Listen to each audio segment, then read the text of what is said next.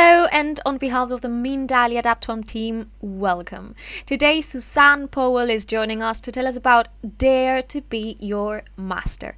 Let's talk a bit about Suzanne. Suzanne Powell has dedicated his life to working and training in complementary therapies and natural medicine. She is a writer and a lecturer, and also the president of an holistic foundation. So let's not delay these any further and welcome Suzanne. How are you? Hello, Mindalia. Here we are again. It's a pleasure to be able to share this little space and time with you. Thanks a lot for sharing this space with us, Suzanne. Is a really pleasure for me. And well, I don't want to waste your time, so whenever you want, you can start. Okay. Well, first of all, I'd like to say thank you very much for giving me this opportunity to give this little talk in English, because I have so many friends around the world who are not really aware of my work, and I thought it'd be so wonderful to be able to talk a little bit about what I do. For today, I've chosen the title Dare to Be Your Master. And that's the title of one of my 9 books. In fact, it's the only one that's in English. And it's a book that's very, very special to me. It was written in April 2013, and it was dedicated to my mum. And my mum, who's called Joy, we say Joy by name and Joy by nature, was literally practically on her deathbed when I was writing this book. So I thought I'm going to write a little dedication to her, and hopefully I will be able to hand this book to her when the time comes. So I wrote, "This book is dedicated to my dear mother, Joy Powell, who at the age of 75 recovered from a life-threatening experience which lasted 4 days, during which the idea for this book was conceived. I thank her for having chosen to continue amongst us, sharing so much fun and love. She always has been and always will be a great source of inspiration for me. I hope to be able to give her personally a copy of the book, signed in gratitude for these 50 years together. Infinite thanks. I love you beyond time and space." Well, since then, 7 years have passed, and well, the more time, the merrier. Time becomes so precious, and with the years of experience, I'm now 57 years of age, since I left my dear home city, Newry, County Down in the north of Ireland, I've lived a wealth of experiences beyond my own belief as well. I left my hometown just shortly after I finished my university degree in Belfast. And unfortunately, I had been told I had pre-cancer cells on my cervix, and I was to go down that road and find a solution for my life. I had up until then been suffering from asthma. Then when I arrived in Spain, I discovered I had sun allergy, which wasn't really good news for an Irish lady when she arrives in lovely sunny Spain. So I remember thinking, how can I get out of this? There's got to be a way. So I remember looking up into the heavens and saying, hey, if there's any kind of a chance of getting a cure for all my illnesses and my weaknesses, I promise that if I get cured, that I will dedicate my life to giving other people hope. And I don't know what happened. Somebody heard my promise, and all of a sudden things just aligned so that I would find the help that I needed along the way. And that's what started me on my track. So I began to make very, very rapid changes in my habits. Um, Instantly, I could see the change in my health when I turned to a practically vegetarian lifestyle. When my asthma disappeared, I joined the gym. Then I was able to help other people who had the same kind of illnesses. When my sun allergy disappeared, off I was to the beaches and to go sunbathing by the lovely Spanish pools, and then get well, hooked on outdoor sports, doing triathlon, duathlon, cross country running, skiing, swimming, marathons. That was a big dream come true. Having seen the film The Marathon Man, it was like, wow, what if I could do that someday, you know? But I was able to do that. And that dream was fulfilled in 1992, which was the Olympic year in Barcelona. So I was able to run that pre-marathon, pre-Olympic marathon. It was a trial run, really, for the athletes to see if that route was okay. And it was quite amazing because I managed to finish it. You know, it wasn't so difficult after all the good hard training. But there was still something there lurking at the back of my mind. You know, there has to be something else. It cannot just be looking after your physical health. What about your emotional health, your spiritual health? What about expanding your awareness? I was going down that track after a while when I kind of got a bit saturated with information on a more scientific level. So then my search went down that road, and I discovered the Zen classes, but not talking about Buddhism, right? This is Zen more as a concept of awakening, awareness, consciousness, looking after your nervous system, finding balance, finding peace in your heart, peace in your mind, peace in your digestive system, peace in your life in general. And I think that's what all of us are really looking for. You know, I want to live in peace and I want to die in peace. But sometimes, you know, a lot of people say, I want to live in peace, but they don't let me. People won't let me live in peace.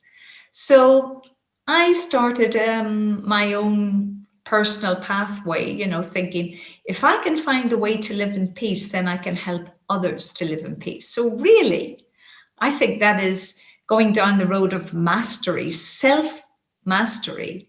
You know, you're looking for the way to get around circumstances when they get too difficult, and you think, you know, there's got to be another way out. So through these Zen classes, which I learned from a spiritual master, he was a Vietnamese doctor, really.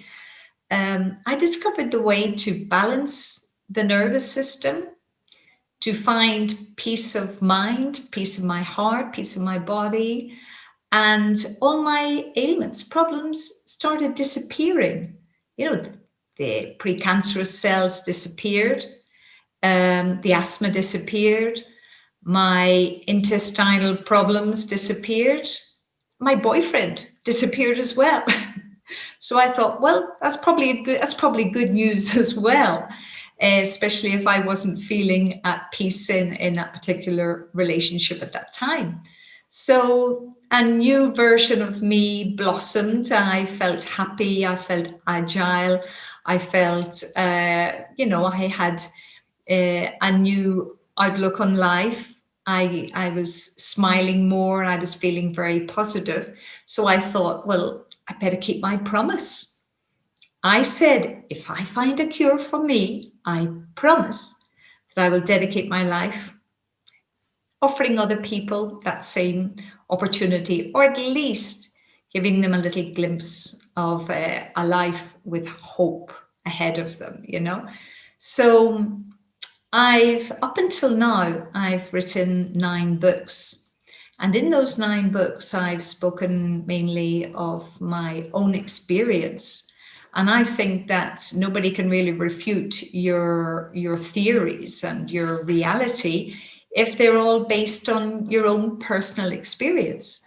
So that's what I've decided to share with the world is I am being me, I am being myself, no matter what the circumstances, no matter what people might think. I don't feel I have to save or protect or self-guard my reputation. I'm being disgustingly honest and sincere with myself, with my new style of life. And if you like that, fine. And if you don't, we'll look the other way.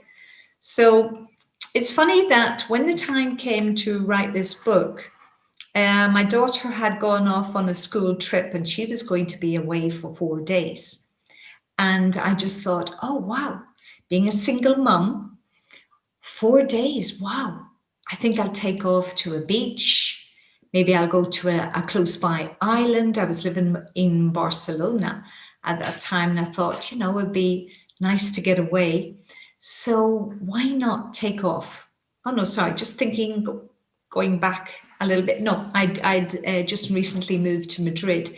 So I was anxious to get away to the coast. But all of a sudden, I got this, like a sort of a message, a sign, a signal. Something just clicked in my head and I heard the words in my mind, go to the mountain and write the book. Now, previously in 2012, in December, I had received a message through meditation, through dreams. In the future, you are going to write a book that will be called Dare to Be Your Master. And I just thought, would that be the book that I'm supposed to write? So I thought, well, go to the mountain. What mountain? So I sat down by my computer and I just went into Google. And the first mountain that came up was a mountain close by here to Madrid.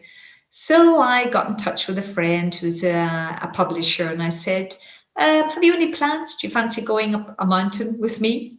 That kind of crazy kind of like proposal, wasn't it? And he said, well, actually, I'm going off on a long trip. And he said, but maybe I could postpone it for a couple of days and we could do that together. So off he went up the mountain and he said, what are you going to write? I said, I have no idea. So I just sat down and I meditated. And it was just as if the whole book was dictated to me in my mind. And I would sit down with him for 2 hours. He was sitting in front of me with his computer. And I was just sitting cross-legged. And it was just all coming out of my mouth. And it was just himself and me sitting there together. There was nobody else in the whole hotel. It was pre-season, so they were just getting started in April. And it was very funny because the cleaning lady kept popping up now and again with her mop. And she was walking around this big room that we'd found downstairs with a chimney, a fireplace and 2 big seats, very cozy seats. And she was just walking around and looking at us and going away again. So the next session I would meditate and then was just spilling out all these ideas that were coming to me. And he was sitting in silence, literally typing it all into the computer. Next day came, the lady appeared again. The 3rd day came. And in the end, a very funny thing happened, She just came close to me and she tapped me on the shoulder and she said, why don't you shut up and just let that young man get on with his work? When you think of it, it was quite comical, actually, because she had no idea what I was doing. She didn't realize I was dictating a book. And he was just sort of typing it all in. So he was sitting in silence. He never said anything. He was just respecting my time. So we both burst out laughing and we had to explain to her, oh, sorry, no, I'm dictating a book to him, She says, oh, God, I just saw you every day there, blah, blah, blah, just talking and talking nonstop. And I felt so sorry for that poor man who was just having to listen to you, going on and on. And that's how the book started, in fact. It was just so funny. So just getting into the book a little bit now, there are things that have become more and more prominent in people's lives recently. And everybody says, why do I keep seeing numbers, consecutive numbers, 11, 11, 22, 22, 33, 333, or, shadow numbers or mirrored numbers, 1, 2, 2, 1. And that's one of the things I explain in the book is how to interpret the signs and the signals and things that show up like that, So we go a little bit deeper into that in the book. But the basic thing is, if you're seeing in your life these repeated numbers continually, you turn on your mobile phone and all of a sudden it's like you see the numbers in front of your eyes and you go, oh, what a coincidence, again and again and again. Stop and think. What was I thinking, or what came to mind just at the moment when I saw that number, on a car plate, or somebody gives you a phone number, or you get a new driver's license and you see a sequence of numbers. You think, well, why do those numbers pursue me? Now, the universe will talk to us in numbers. The universe is pure maths, it's mathematics all around. So if you feel a certain rapport with a number, or you say it's always been my favorite number, and it keeps coming up now and again, and you stop and think, okay, it's like a response in saying, confirmation, that's it, go for it, just do it. So pay more attention to your thoughts and watch out for those numbers that keep coming again and again, before your very eyes. That's one of the major things. And then you'll see how the magic in your life starts to happen. It just keeps popping up now and again. And you're wondering, oh, how curious. I was just thinking of you. And all of a sudden you ring me. Wow, what a coincidence. No, there are no coincidences. Everything happens for a reason, but we're beginning to wake up. Very often, humans tend to be quite hard-headed. They need the slap in the face and they go, oh, what a coincidence. Again, a slap, another slap in the face. And they don't relate things. They just put it down to pure coincidence. So when you start paying more attention to what you are doing and what you are thinking and the reactions that are caused, then you start interacting with others and you start to realize that, we're all connected, really. There is no real separation because we have something which is far more expansive beyond just our thoughts and our actions that keeps bringing us back together again. So when we think that on another level, we are our own masters, you're connecting with a higher version of you, then you start getting out of the limited mode of what your brain thinks is the limit. You've got to think outside of the box, as we say in English. So start asking, why does this happen? Why am I seeing the numbers? Why did so-and-so just pop up out of the nowhere? Why did I open the book on just the right page that gave me the answer that I needed, or the solution that I needed to a problem that was coming up in my life? And I must say that my life has been just so full of so many deep, magical experiences. And I have been put really, really on the spot in certain circumstances where I just had to play the role out with humor and being a little naughty, a little daring, putting myself at risk as well, but thinking it's all okay. It's going to work out all right. And one of those big major moments was when we were on a trip to Vietnam. We went on a humanitarian trip to help people with leprosy, poor people living really terribly in very poor hospitals. We helped out in orphanages. We were helping disaster areas with starvation. And I remember being a communist country at that time. Of course, they don't accept any kind of help on that scale. So one day the police showed up at the big house where we were staying, which was really a school that we had built. And they said, okay, off to jail. We're taking you all. And I just looked and said, oh, what a pity. All our food is prepared on the table. There were 13 of us. And I said, hey, why don't you stay and have lunch with us? And then we'll go with you to the police station. No problem. And the boss kind of like scratched his head and he said, well, actually, why don't you have your meal and we'll come back and pick you up in 1 hour? He said, oh, that's fine. No problem.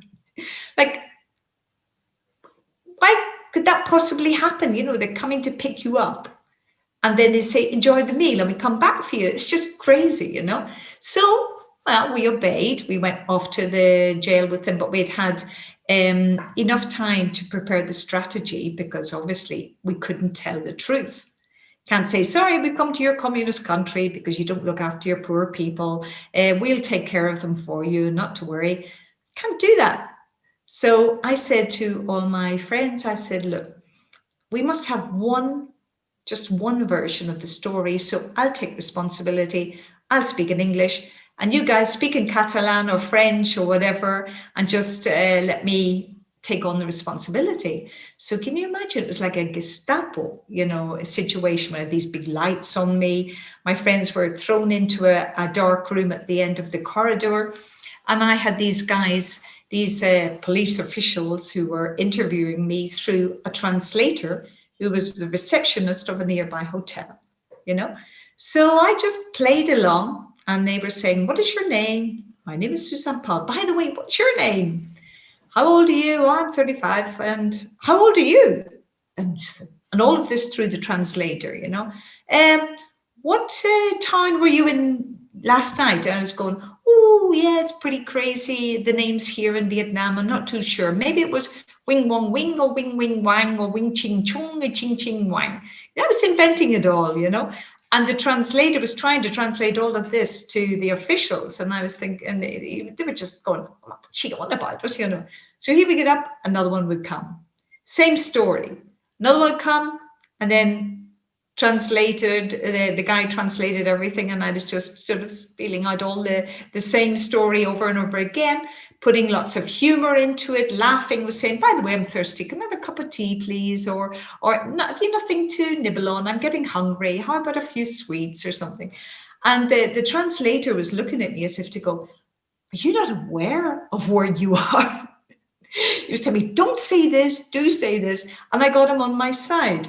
So it turned out to be quite funny, actually. And then a guy came, he says, all right, the next one who's coming, he speaks English, so you be careful. So this guy, this translator was on my side and he was like sort of prompting me, say this, say the other. In the end, they kind of got fed up with my play acting, and the translator said, they've told me to tell you to just say yes to everything they're going to ask you, because there's one problem. They have captured a Vietnamese lady who lives at the school house, and her version is not the same as yours. So we got to get the two versions together. They must be the same. And they want to let you go because they like you. So I thought this is just either some kind of a trap or it could be true. So let's just go for it. What the heck? I just thought, what the heck? So then the next policeman came in and he says, your name is Suzanne Powell, right? I said, yeah, right. The whole way through the whole interview, yes. So in the end, they let us go. We were outside. They came without their uniform on, clapping me on the back, saying, "You're a funny lady. Yeah, we enjoyed it, but don't do that ever again. Don't do that in any other city, because otherwise you just disappear off the face of the map. The face of the map." So it was quite intense, actually, because when I got out of there, my friends thought that I was being tortured or that I would never appear again, and they really didn't know what was happening. They were suffering and meditating and doing mantras and everything to try and just keep calm in that dark room at the bottom of the corridor.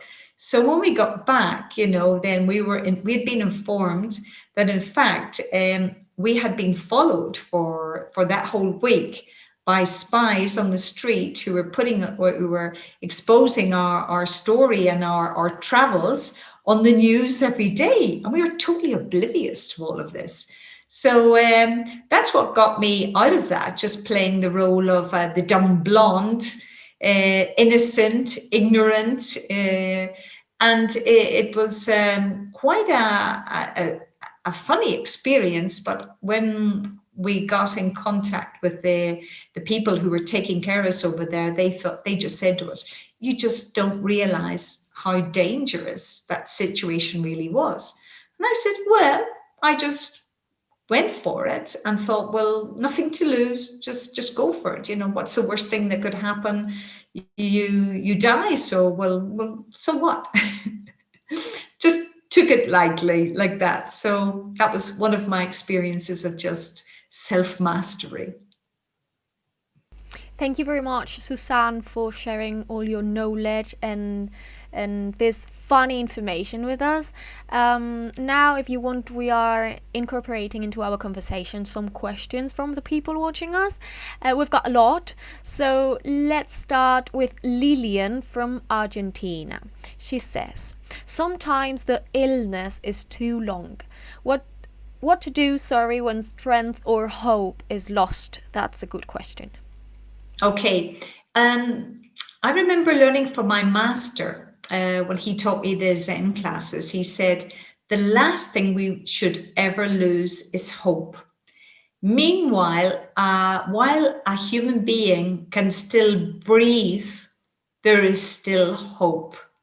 So I would invite her to look at my videos on YouTube on the channel of Ponencias Zen, and they all have English subtitles. So there's one on healthy eating, and you can start off there. In Argentina as well, we have contacts who can help with the Zen classes or the Zen touch. And that's the way we help with the healing as well, physical, mental, spiritual, emotional healing. And sometimes that's all you need, that little help. It's the email is zenargentina@gmail.com. Or Let's Argentina continue. Zen. I'm not sure which way it is. Argentina Zen, Argentina Zen. right, at gmail.com. All right. Let's continue with another question. Javier Frecho from the USA says, "What is the best time to meditate?" Hello, Javier. Lovely to say hi to you here. Best time to meditate when you feel it. Nobody has a best time. Well, everybody has a best time. There are people who say, I cannot meditate on an empty stomach. And others say, oh, I need to meditate on an empty stomach.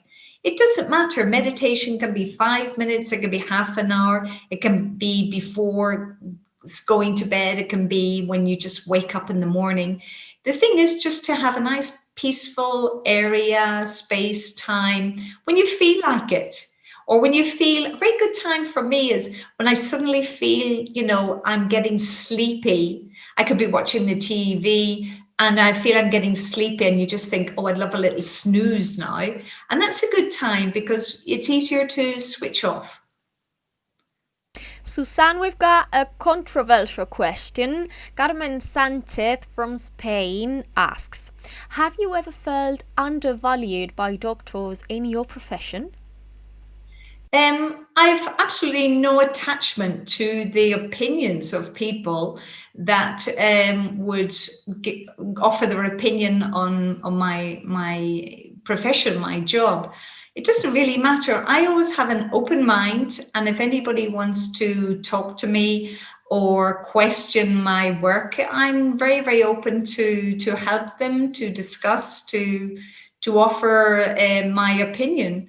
So I think it's very, very important. Do what you feel is good for you and what makes you happy without any attachment to the result.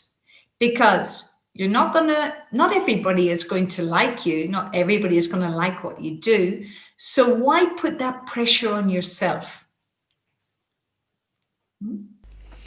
Very important question. Let's continue with another one. Susana from Mexico. How to accompany and help a sick person? And if he leaves us, how can we learn to live without pain? Yeah. We've got to learn to accept that when a person dies, it was his or her time to go. I wrote a book lately. It's my last book, is Live in Peace, Die in Peace. In Spanish, Vivir en Paz, Morir en Paz.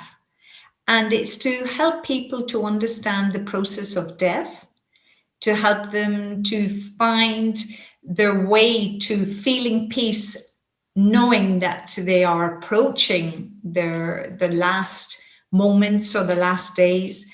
And a very, very important message is that when you die, when you leave your body, keep going forward, never look back, and you will find yourself in the process of going towards the other side, if you want to take it that way. So if we retain people, when they're dying and we say, oh, don't leave me, don't abandon me, then you are retaining that person in this dimension and they cannot go in peace. So we must accept that when we let somebody go in peace, and because it's their time, and we give them that peace and just say, hey, you've been a wonderful dad, you've been a wonderful mum.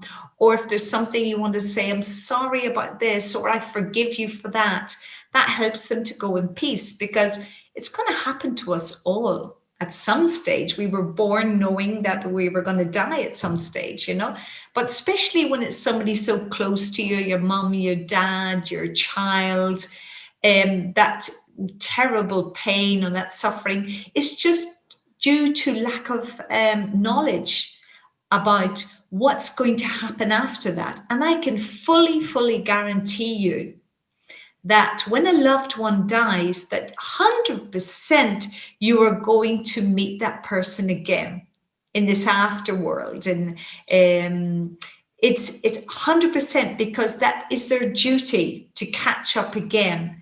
And we will progress in our evolution with those family members. The same with your pets, your dog, your cat, your budgie. We all meet up again. And that is what's going to give us that peace of mind, knowing that it's just bye, see you soon, or not too soon, not so soon. Right? We catch up again. It's okay, off you go. And I know that because I have been on the other side, and people who have died have come to visit me from the other side saying, hey, thanks for your help, or I need you to give a message to so-and-so. It's happened with friends. It's happened with family members as well. And I've given them that peace.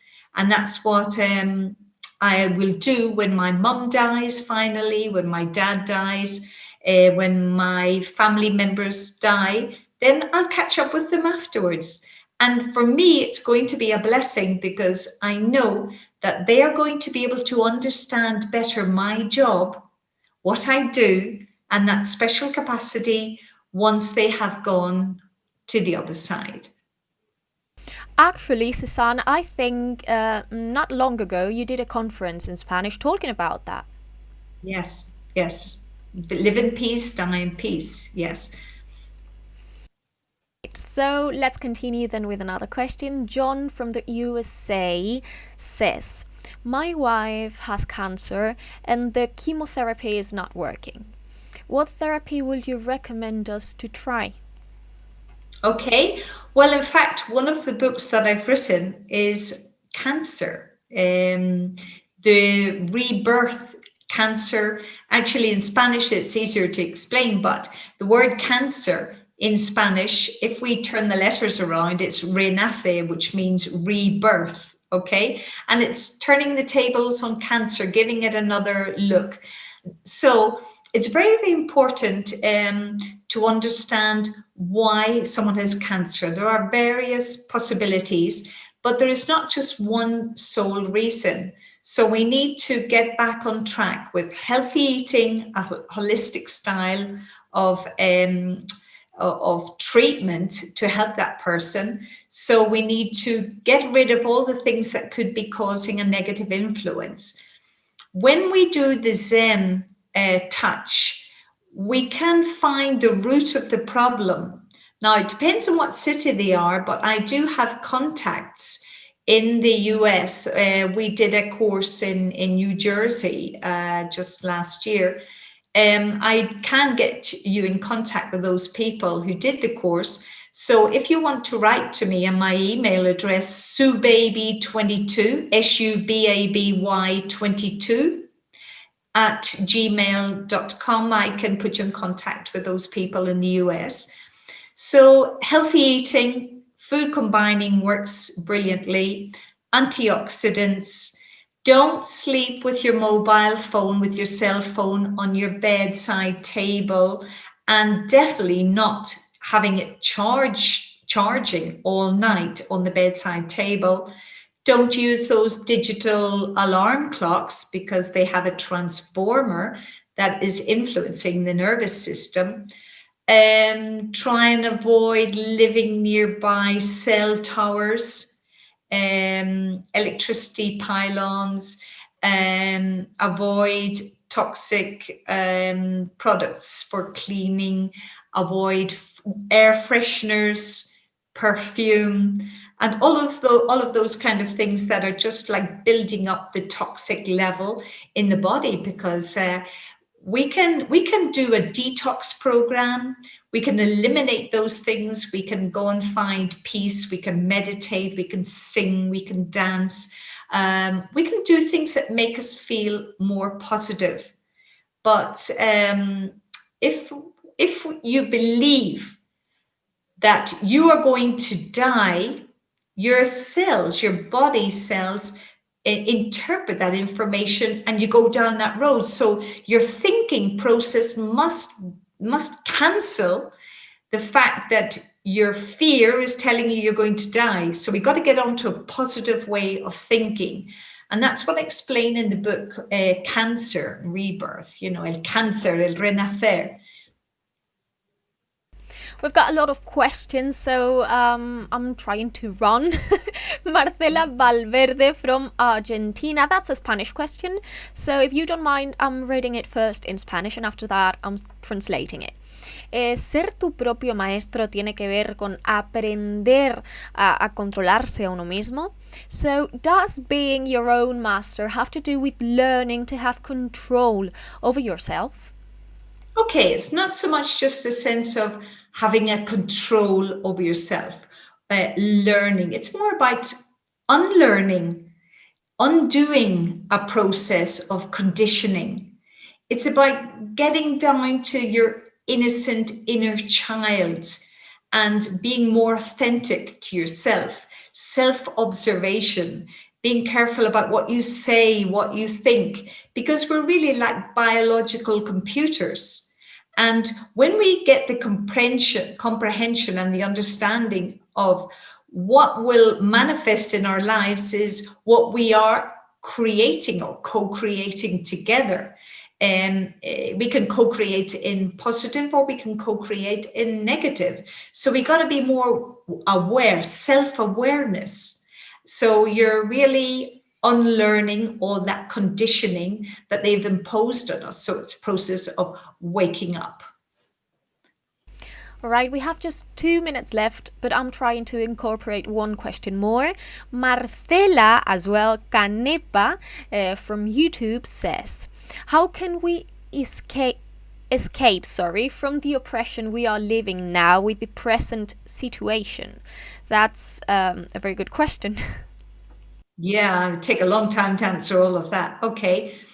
We've got to think positive. We've got to create in positive. And we've got to think, what kind of a world do we want to live in? And we've got to concentrate and focus on the end result and not worry too much about the how we will do it. There is a law out there called cosmic law, karma. And if we do good, we are going to manifest good. So if we consider there are the bad guys out there, don't worry, they're going to go down the road of paying for their karmas. So we're at a stage now where there's a great revelation, and all that dirt and rubbish and junk that was beforehand, it was hidden and it was covered and was not exposed to us, is all coming to the surface like oil floating on the surface of water. So we're beginning to see what was always there, but we were living in ignorance. So what's really hurting now, most people, is to think, how could they do that to us? How could they get away with that? You know, all that corruption. Don't worry, it's coming to the surface because it's the process of waking up and we're coming to a state of awareness and consciousness, and together, getting together with love and projecting and focusing on the kind of a world we really want to live in, we are becoming empowered. And together, if we get together, we get our act together and we stand up for ourselves and say, no, we are not going to acquiesce to that. We are not going to consent, because we, as we are united, we are so powerful. And that 1% that thinks they are ruling the roost are then going to be, they're going to lose their power.